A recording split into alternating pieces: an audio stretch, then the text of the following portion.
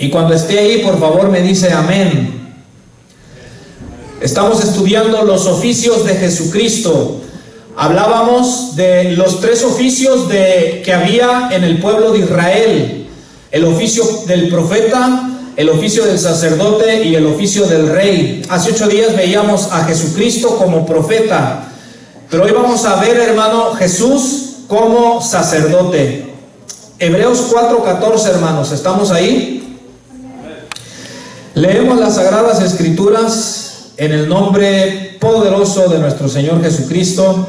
Amén. Vamos a leer solo el verso 14, hermanos. Dice: por tanto, teniendo un gran sumo sacerdote que traspasó los cielos, Jesús, el Hijo de Dios, retengamos nuestra profesión. Lo leo una vez más. Por tanto, teniendo un gran sumo sacerdote que traspasó los cielos, Jesús, el Hijo de Dios, retengamos nuestra profesión. Oremos, hermanos. Padre, en el nombre de Jesús, te damos las gracias por esta palabra de aliento, de motivación, de consuelo, que nos enseña esta verdad, Señor, de que tenemos un gran sumo sacerdote, Jesucristo, tu Hijo amado, y nos motiva y nos alienta y nos exhorta a retener nuestra profesión, Señor.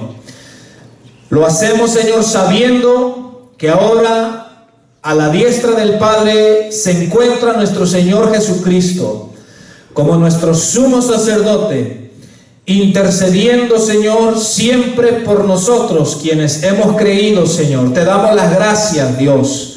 Y hoy yo te pido que tu Santo Espíritu nos lleve a través de la Escritura, la cual inspiró a los apóstoles y profetas, Señor. Y ese mismo Espíritu Santo nos dé sabiduría y entendimiento, Señor, y que el día de hoy tu iglesia seamos edificados, Señor. Que el mensaje señale siempre hacia Jesucristo y que Él sea el que siempre se lleve toda la honra y toda la gloria por los siglos de los siglos. Amén y amén. Gracias, Señor. Tomen sus asientos, hermanos, por favor. Aleluya. Entonces, hermano, hoy vamos a mirar a Jesús como sacerdote. Le invito a que ponga atención, no se me duerma, no se me ponga acomodadito, ¿verdad? Ponga atención a lo que la palabra de Dios nos enseña, hermanos. Amén. Entonces, estamos estudiando los oficios de Cristo. Hace 8 días decíamos que Jesús no solamente fue un gran profeta, Jesús fue el mayor de los profetas, hermano, ¿verdad? Jesús como profeta, leíamos algunos pasajes, vino a revelarnos la voluntad del Padre, la voluntad de Dios, hermano, ¿verdad?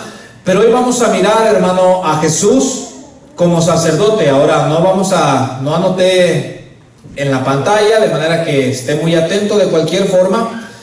Ya ve que habíamos dicho, a ver, quiero que usted participe, se me mantenga ahí atento. Habíamos dicho que Dios, cuando creó al primer hombre, lo invistió de 3 cosas, hermano. ¿Lo invistió de qué? Conocimiento. ¿De qué más? Santidad y dominio. Decíamos, Dios, cuando creó al primer hombre, a su imagen y semejanza, a Adán, Dios invistió al primer hombre con conocimiento. El hombre conocía quién era Dios y la voluntad de Dios, porque había esa comunión.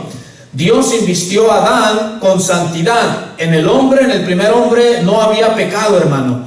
Y como no había pecado, el hombre tenía toda la libertad o el acceso para hablar con su Creador, hermano, porque no había pecado. El hombre vivía en santidad y el hombre fue investido con dominio. Al principio, hermano, el hombre era el que ejercía dominio sobre toda la creación, ¿verdad? Dios le dijo: todo te lo he dado para ti, tú vas a dominar sobre los animales, las aves, los animales del mar, los terrestres, todo lo he puesto bajo tu dominio, hermano. Pero decíamos también que el pecado trajo como consecuencia, ¿qué cosa? ¿La qué, hermano? Bueno, recuérdese, mire. Si fue investido con conocimiento, el pecado trajo ignorancia. Si en el principio el hombre fue investido con santidad, el pecado trajo como consecuencia iniquidad, pecado. Y si el hombre al principio fue investido con dominio, el pecado trajo miseria. Entonces, conforme el hombre experimentó estas tres consecuencias: ignorancia, pecado o iniquidad y miseria, entonces por eso Jesús necesitaba ser profeta, porque como el hombre estaba en ignorancia, Jesús como profeta vino a hablarnos la voluntad de parte de Dios. Ya ven que esa era la función de los profetas. Ustedes se recuerdan que los profetas, su función era revelarle al pueblo lo que Dios quería o la voluntad de Dios. Por eso los profetas, cuando usted lee, usted lee el Antiguo Testamento que decía: así dice el Señor, ¿verdad? Y le revelaban la voluntad al pueblo. Entonces el pueblo llegaba a conocer qué era lo que Dios quería. Pero como también el pecado trajo iniquidad, a la vida del hombre, entonces se presentaba otro problema, hermano. Ahora recordemos esto: el hombre fue creado, hermano, para tener una relación con su creador, hermano. Él fue creado para ello. Entonces el hombre, después de que pecó y se empezó a depravar y se empezó a entregar a los vicios, a los pecados, de cualquier manera en el interior del hombre había como esta necesidad, hermanos, de quererse relacionar con el Creador, con Dios. Pero como había ignorancia, no sabían cómo hacerlo. No sabían cómo hacerlo, o no sabían quién era ese Dios con el cual su interior se quería relacionar. Solamente en su interior el hombre siempre ha sabido, hermano. O sea, el hombre intuye en su interior que hay algo más allá del mismo universo, hermano. Pero la ignorancia los hacía que de repente, pues los hombres decían: oye, yo siento aquí como una necesidad de adorar, ¿verdad? De hacer oraciones. Pero la ignorancia, pues de repente decían, pues a mí se me hace que el sol es Dios. Y adoraban al sol como Dios, adoraban las estrellas como Dios, adoraban los animales como Dios, o a veces ponían la mirada sobre otro hombre. Por ejemplo, cuando usted investiga de Egipto, que lo habla del Antiguo Testamento, los faraones de Egipto, hermano, no solamente eran los reyes de esa nación, sino que ellos se proclamaban dioses, o la gente los miraba como dioses a los faraones, a pesar de que eran de carne y hueso como nosotros, hermano. Entonces había ese problema, pero vino Jesús y nos reveló al Dios verdadero, hermano, ¿verdad? Ahora había otro problema. Como el pecado trajo la iniquidad, entonces el hombre siempre ha sentido esa necesidad de buscar a su Creador. Pero hay un problema. La Biblia dice que el pecado crea una separación entre el hombre y su Creador, hermano. O sea, el pecado impedía que el hombre hablara con Dios. ¿Por qué? Porque ese Dios, el Dios de la Biblia, es un Dios santo, hermanos. Amén. Él es un Dios santo. Él es un Dios apartado del pecado, hermano. Es más, te digo algo, hermano. ¿Sabes por qué Dios mismo, hermano, en su santidad no permitía tener acercamientos con el hombre pecador? ¿Sabe por qué? ¿Sabe qué era lo que Dios estaba haciendo? En realidad lo que Dios estaba haciendo era cuidando a la vida misma del hombre. ¿Sabe por qué?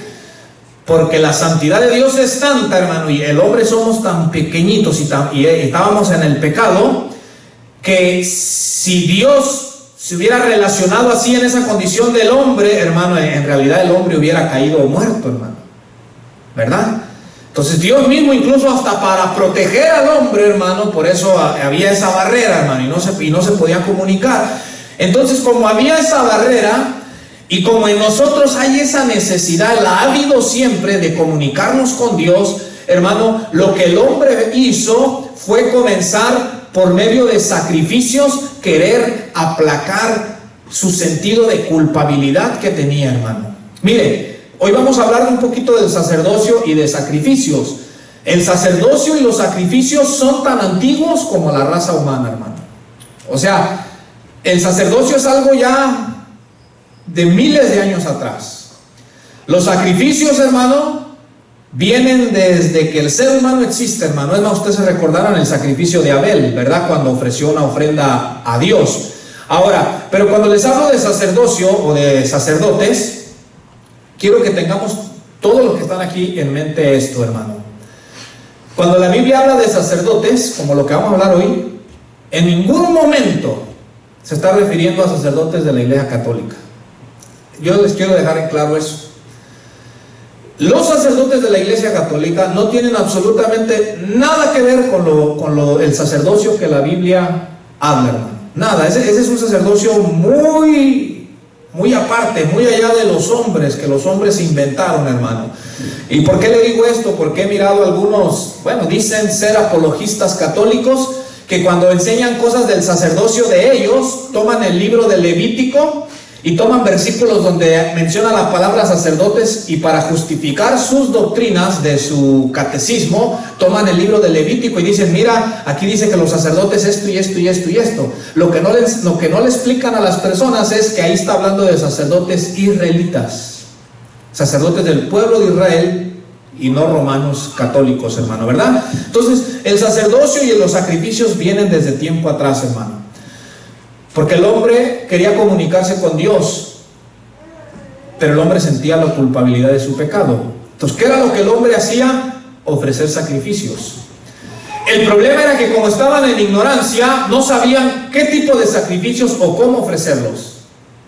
¿Quién no ha leído, o no sé si ustedes llegaron a mirar la película esta de una llamada Apocalipto, o a mí en la escuela, no sé a los demás, en la escuela cuando le enseñaban de las culturas de los mayas, de los aztecas, ¿quién no ha sabido, hermano, que ellos a sus dioses ofrecían sacrificios humanos? ¿Verdad? Usted sabía eso, porque ellos, por ejemplo, para que hubiera sol, para que hubiera lluvia, o cuando pasaban desastres, ellos lo atribuían a que Dios estaba enojado por sus pecados, por sus maldades. Y había algo que a ellos les decía, la manera de aplacar la ira de nuestros dioses es ofreciéndoles sacrificios. Ahora, en su ignorancia, lo lamentable, por ejemplo, si usted ha estudiado un poquito de estas culturas aztecas y mayas, era que se iban a conquistar a otros pueblos indígenas, capturaban a gente de esos pueblos y contra su voluntad, pues los ofrecían en sacrificio, ¿no? Los asesinaban y le ofrecían ese sacrificio a sus dioses, hermano. Entonces, solamente quiero decirte eso para que entendamos como que había una intuición en el interior del hombre, hermano, ¿verdad? De que había un Dios, pero de que había una culpabilidad que nos impedía comunicarnos directamente, hermano. Entonces, por eso necesitábamos a alguien que viniera como un intermediario, como un mediador. O sea, como nosotros estábamos en pecado, necesitábamos a alguien que se parase en medio y que nos representase delante de Dios y que pudiera directamente hablar con Dios en favor de nosotros, hermano. Mira, te voy a leer lo que había escrito hace 8 días. Decíamos que un sacerdote es alguien que intercede ante Dios de parte y en representación de los hombres. O sea, el sacerdote hablaba a Dios de parte de los hombres. Y dijimos que el profeta, ¿qué era lo que hacía? Hablaba a los hombres de parte de Dios. Mira, el sacerdote venía y hablaba a los hombres de parte de Dios. El profeta, perdón. Y el sacerdote venía y le hablaba a Dios de parte de los hombres, hermano, ¿verdad? Eso es lo que vamos a estar aprendiendo. Y este versículo que leemos, hermano, nos dice, por tanto, teniendo un gran sumo sacerdote. Usted y yo tenemos un gran sumo sacerdote, hermano. Dice, teniendo un gran sumo sacerdote que traspasó los cielos. ¿Y cómo se llama este sumo sacerdote, hermano? Jesús, el Hijo de Dios. Retengamos nuestra profesión, hermano. Amén. Ahora, te voy a hablar, hermano, de la doble función sacerdotal. Las dos funciones que en el oficio sacerdotal se llevaban a cabo. La primera tenía que ver, hermano, o su deber del sacerdote era ofrecer, número 1, sacrificios a Dios. Esa era una de sus funciones, ofrecer sacrificios a Dios. Y la segunda función del sacerdote era interceder por el pueblo. Esto es lo que más caracterizaba, hermanos, la función sacerdotal: ofrecer sacrificios e interceder por el pueblo, hermano. Voy a mostrarles, hermano, ahorita con la Biblia la diferencia entre el sacerdocio de Aarón y el sacerdocio de Jesucristo, hermano. Porque Aarón fue el primer sumo sacerdote nombrado por Dios y sus hijos después de él.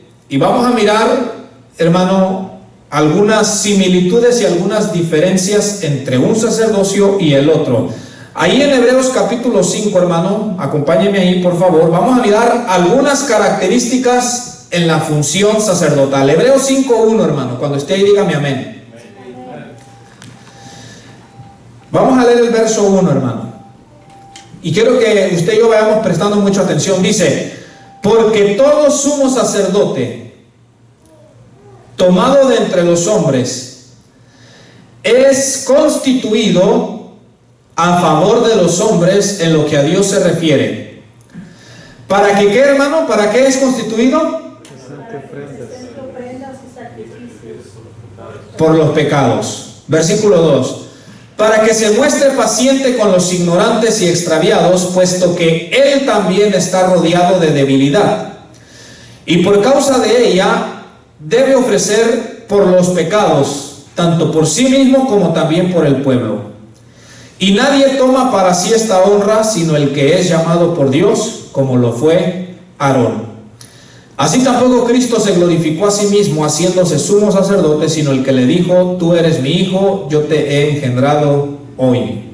Vamos a dejarle hasta ahí, hermano. Entonces vamos a mirar algunas características en la función sacerdotal.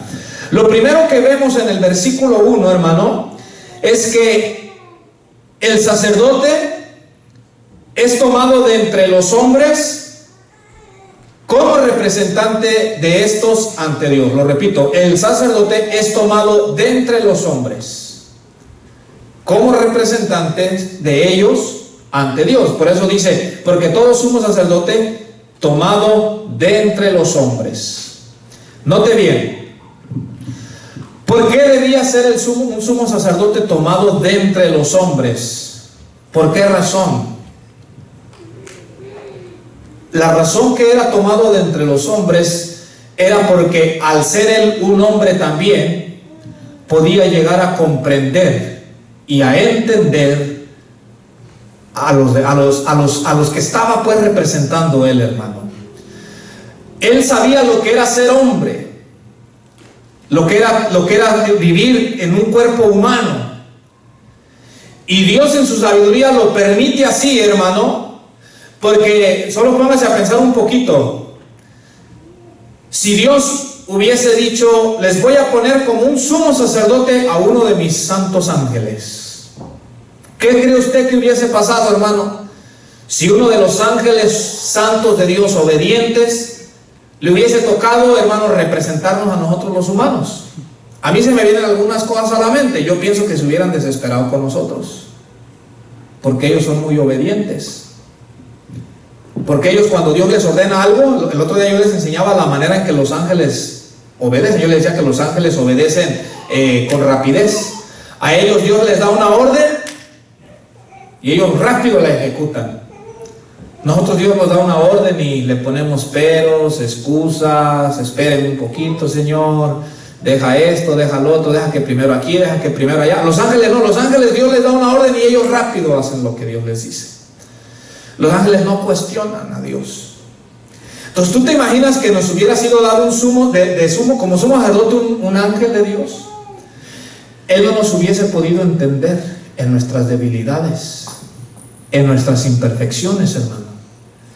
De manera que yo siento que a veces se hubiese desesperado o hasta impacientado con nosotros, hermanos, porque a veces nosotros como humanos a veces somos rebeldes, a veces somos tardos para obedecer. Entonces, en la sabiduría de Dios, Dios dijo, no tengo ángeles aquí, tengo millares y millares de ángeles, tengo serafines, tengo querubines, tengo arcángeles, pero no les voy a poner eso, sino voy a tomar de entre los mismos hombres, voy a poner un sumo sacerdote para que hable en representación de ellos y que sea un hombre para que se pueda identificar con ellos, los pueda entender a ellos cuando él venga a hablar ante mí de parte de ellos, hermano. Entonces, esa es una de las características. Ahora, ¿por qué cree usted que Jesús tuvo que venir, hermano, y hacerse hombre? Jesús vino y se hizo hombre para poder entendernos. Entonces, eso es lo lindo, que ahorita cuando oramos y Y cuando tenemos problemas, lo lindo de Jesús es que por un lado Él es divino, Él es Dios y nos tiene el poder para ayudarnos, pero como también vino y se hizo hombre, también nos puede comprender a la perfección, hermano. Amén. De manera que cuando usted y yo sufrimos, Él lo entiende perfectamente porque Él también sufrió. De manera que cuando usted se siente traicionado por alguien de su confianza, Él lo puede entender porque Jesús dice: a mí me traicionaron cuando yo estuve en la tierra.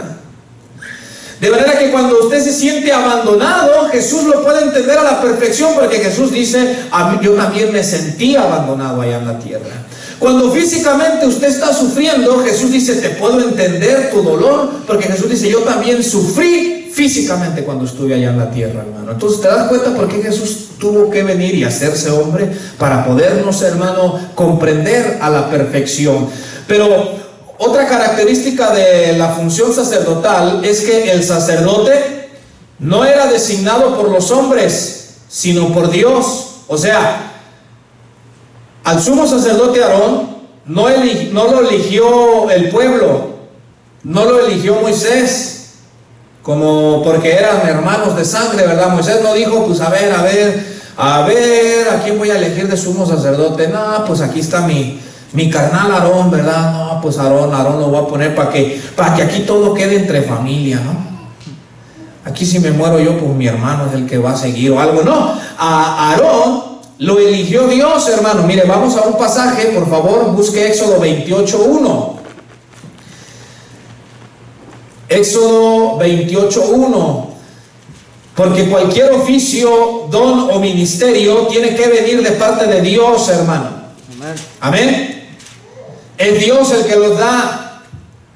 El hombre no le puede decir al otro hombre: te nombro pastor, te nombro evangelista, te nombro esto, o decido darte el don de milagros, el don de lenguas. No, eso es algo que Dios da a quien Él quiere, hermano. Amén. Éxodo 28:1, ¿estamos ahí? Amén. Mire lo que dice: harás llegar delante de ti, le está hablando Dios a Moisés, harás llegar delante de ti a Aarón tu hermano y a sus hijos consigo de entre los hijos de Israel, para que sean mis sacerdotes, a Aarón y a Nadab, a Abiú, Eleazar e Itamar, hijos de Aarón, hermano. Mira, Dios le dice a Moisés: quiero que hagas llegar a mí, tráelo, preséntalo ante mí, trae a tu hermano Aarón y trae a sus hijos con él. Y Dios le dice: porque ellos van a ser mis sacerdotes, dice el Señor, hermano. Entonces, en la función sacerdotal, ellos no eran designados por los hombres, sino por Dios mismo.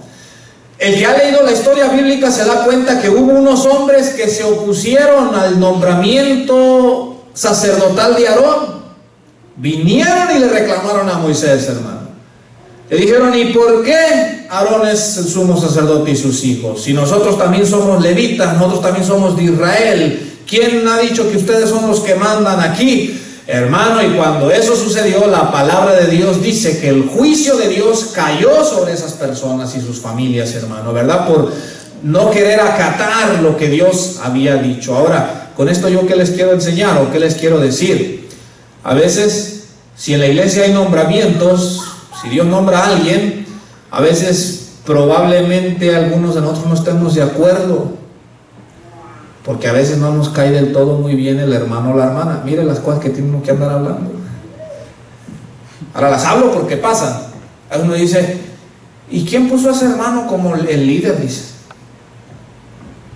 ¿Y a esa hermana quién le dijo que dirigiera el culto? Yo no estoy de acuerdo. Un ejemplo. Ahora son ejemplos, a mí nadie me ha dicho nada, ¿verdad? ¿Y quién nombró a ese hermano el líder de alabanza? Todo desafinado ese hermano, ¿verdad? Cuando canta, a saber, los músicos van por la y él va por sí, a saber. ¿Y quién lo nombró a ese? ¿Y quién le ha dicho a ese que es pastor? Nos ponemos, hermano, a cuestionar. Porque a veces delante de nuestros ojos humanos les vemos muchos errores y muchos defectos a las personas. Pero yo le aconsejo: tengamos cuidado, aun cuando usted mire a una persona que usted, delante de sus ojos humanos, usted los mire los más incapaces, usted diga: bueno, Señor, tú lo sabes todo. ¿Sabe por qué? Yo me he dado cuenta de algo. Habemos personas con dones naturales que son muy llamativos hasta por fuera. O sea, hay gente que naturalmente tiene hasta como gracia, hasta como que cae bien, así, con su sola presencia, hermano. Y cualquiera dice, ay, yo quisiera que ese fuera el líder. Dice, ay, yo quisiera que ese fuera, ay, yo siento que si ese fuera el líder, no, yo ahí sí apoyaría. Porque su sola pura presencia. Y a veces vemos a algunos otros pobrecitos que estamos un poquito más amolados. Pero Dios mira el carácter de ambos. Dios mira a veces en el interior algo que usted y yo no vemos. Mire, le voy a contar un testimonio así breve.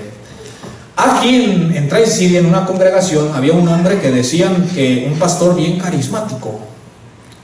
O sea, dicen que él, su sola presencia, grandote, bueno, así lo describían, yo no lo conocí. Dicen que iba al gym, iba al gym, no, usted imagínese lo alto, iba al gym.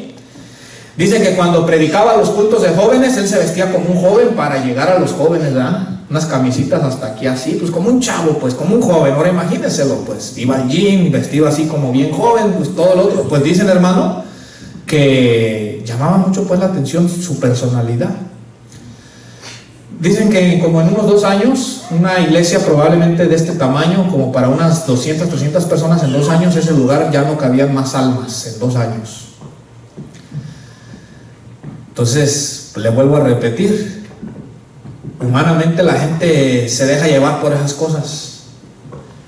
Al poquito tiempo, pues, como él era así, su personalidad llamaba la atención, cómo se vestía. Dicen que cuando predicaba, pues también se inventaba unos buenos mensajes. Bueno, pues por ahí alguna hermanita de ahí le puso la mirada. Y él tenía a su esposa, entonces cometió adulterio y todo se vino abajo. Vino otro a suplirlo, o al que mandaron después de él, pues físicamente nada que ver, hermano. A la hora de predicar, un poquito más tosco, no con tanta gracia ni con tanta elocuencia y sabiduría, hermano. Entonces mucha gente empezó a decir, no, con este no. Y de 200, 300, hermano, quedaron bien poquitas personas. Pero algo que yo medité y analicé aquí, yo dije, este otro hombre no tendrá una gran personalidad, no tendrá una gran elocuencia a la hora de predicar, pero Dios ha de decir, prefiero un hombre como este, que no me salga con una, ahora sí que lo voy a hablar en nuestro idioma, con una relajada.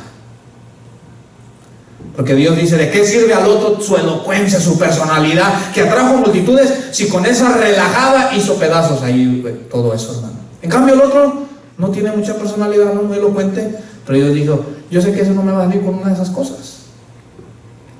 Yo sé que Él no me va a dar la espalda con una de esas cosas, hermano. Entonces, tengamos cuidado. Probablemente ellos no miraron a Aarón muy capacitado, yo no lo sé, pero Dios le dice a Moisés, llama a tu hermano Aarón, llama a sus hijos, porque ellos van a ser mis sacerdotes, hermano. Cuando usted mire que Dios llama a alguien, le da un don, un ministerio, usted y yo solamente digamos, bueno, Señor, gloria a ti, tú lo sabes todo, hermano, amén. Igual también, ahora le voy a dar la vuelta, si Dios lo llama a algo, si usted está seguro que Dios lo está llamando a hacer algo, usted no tenga temor ni miedo de las críticas, usted sea obediente al Señor. Amén. Usted no diga, no, pues es que ¿qué van a decir? Que pues yo ¿qué? Ay, pues los van a decir que yo qué, ¿verdad? No, si a usted Dios lo llama algo, usted olvídese de eso, hermano. Entonces, a Aarón lo llama Dios. Y la Biblia dice que Jesucristo no se llamó a sí mismo sacerdote, sino que aquel que le dijo, mi hijo eres tú, yo te he engendrado hoy. Y luego cita el Salmo 110, donde dice, tú eres sacerdote para siempre, según el orden de Melquisedec, hermano. Amén. Entonces, esa otra característica, era tomado entre los hombres, no es designado por el hombre, sino por Dios. Otra característica, hermano, regresémonos ahí a Hebreos. Otra característica es que su actividad o su función, su actividad está confinada o relacionada en los intereses de los hombres.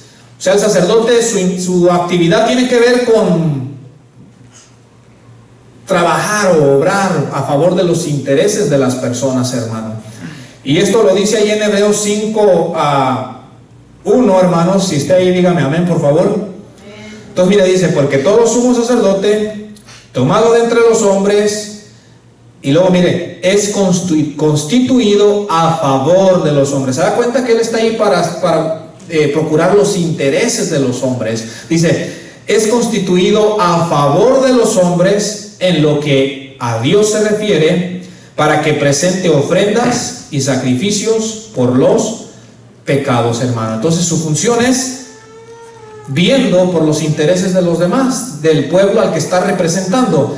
Si usted ha leído el Antiguo Testamento, que si un día Dios quiere, en un futuro vamos a estudiar toda la vestimenta del sacerdote. Toda la vestimenta del sacerdote, hermano, tiene un significado. Dios nunca hace cosas por, a ver, color, ¿cuál color me gusta? Nosotros sí, ¿verdad? Como era que fuimos allá todos de azulito, fue por puro gusto. Dios no dice, a ver, sacerdote, sus vestimentas, me gusta el azul.